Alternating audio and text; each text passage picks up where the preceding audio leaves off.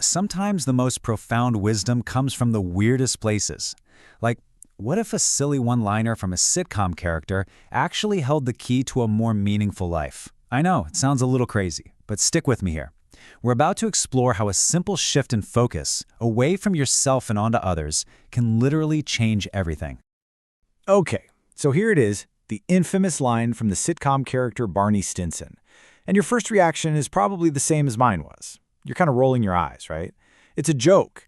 It feels like the definition of that "thanks, I'm cured" toxic positivity. I mean, come on, how can you just stop being sad? But what if we're looking at it all wrong? What if the secret isn't in the first part, stopping the sadness, but in the second part, what you choose to do instead? Now that's the question we're going to dig into.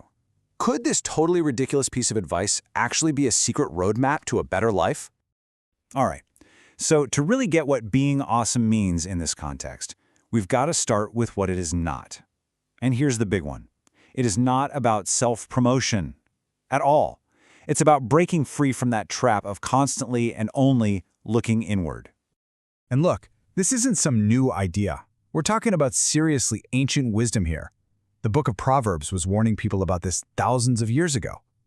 The core insight is simple but powerful. True praise, the kind that actually matters, comes from other people. The stuff we say about ourselves, well, that's usually just conceit. Okay, so let's jump forward a few thousand years to a much more modern example. This one comes from the childhood of the athlete Tim Tebow. His parents saw a problem starting to brew, and they came up with this incredibly simple but really powerful rule to deal with it. So, what was the problem?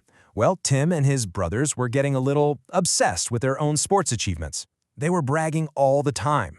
So their parents created what they called the Kibo Rule. And it was this: you are not allowed to talk about your own accomplishments unless somebody else asks you first. Simple, right?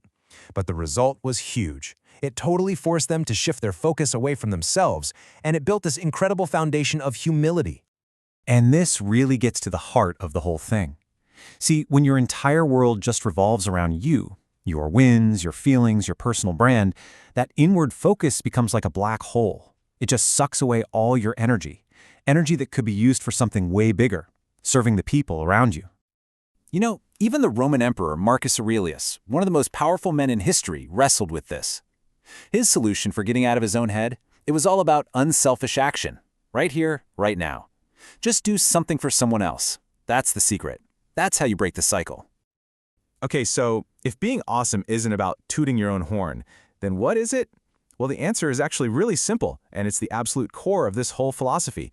It's about making the people around you better. And maybe nobody embodies this idea better than the legendary football coach Lou Holtz. I mean, think about it. The guy was small, he wore these thick glasses, and he had literally zero college football playing experience. So you gotta ask, how on earth did a guy like that become one of the greatest coaches of all time? It's because Holtz understood the one fundamental question that every single person asks of a leader.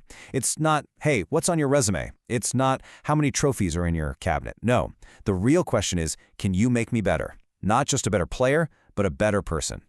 And this just perfectly shows the two completely opposite ways of thinking about leadership. On one hand, you've got Holtz focus, which is all about service. And on the other, you have this credentials-focused view. Kind of like when the commentator Emmanuel Acho challenges a coach by basically asking, yeah, but what have you won? Holtz is living proof that real leadership is about your ability to serve others, not about the size of your trophy case. His whole approach was built on genuine care, and it all came down to meeting these 4 basic human needs. He knew that if you could give people these things, you could inspire them to do pretty much anything. This is what being awesome looks like in the real world. So that's the why, right? The goal is to serve and to make others better. But what about the how? How do you actually do this stuff, especially when you're the one who's feeling sad or stuck? Well, the answer is all about choosing productive action instead of just sitting in your sorrow. Just imagine you're an athlete and you get injured. You have a choice to make, right then and there. You can sit on the sidelines and sulk about how unlucky you are. That's a total inward focus. Or you can shift your focus outward and figure out a new way to help your team win. And there are a ton of ways to do this. You could help coach your teammates, you could set up drills, you could become obsessed with your rehab, you could even start scouting the next opponent. See, the injury is a fact. You can't change that. But how you respond, that's 100% your choice. You can let it paralyze you, or you can pivot and find a new way to serve. And you know what? That's the real beauty of this whole idea. You don't have to wait for some big heroic moment to be awesome. This whole philosophy is practiced in the little, everyday choices. The choice to be useful, the choice to help out, the choice to contribute in whatever small way you can. Okay, so this brings us to the final and maybe most important piece of the puzzle. This whole thing isn't just a trick for when you're feeling sad, and it's not just a strategy for when you face a setback. It is a fundamental mindset. It's a conscious choice that you have to make every single day. And to really live this way, you have to start challenging those limiting stories you tell yourself, you know the ones. Oh, I'm not experienced enough for that, or, well, that's not really my job. But you got to remember, almost every great thing in history was done by someone doing it for the very first time. Don't let that internal script of yours limit your ability to make a difference. And this isn't just some fluffy, feel-good motivation. This is practical psychology. When you start looking for ways to serve, you suddenly start seeing opportunities to serve everywhere. It's like your outward focus literally changes the world you see and how you interact with it.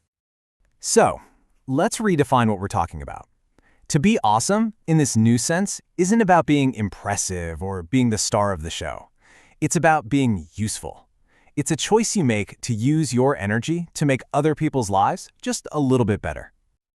You know, the speaker Inky Johnson just nails it. He says we're not defined by our circumstances. The things that happen to us, they don't get to define who we are.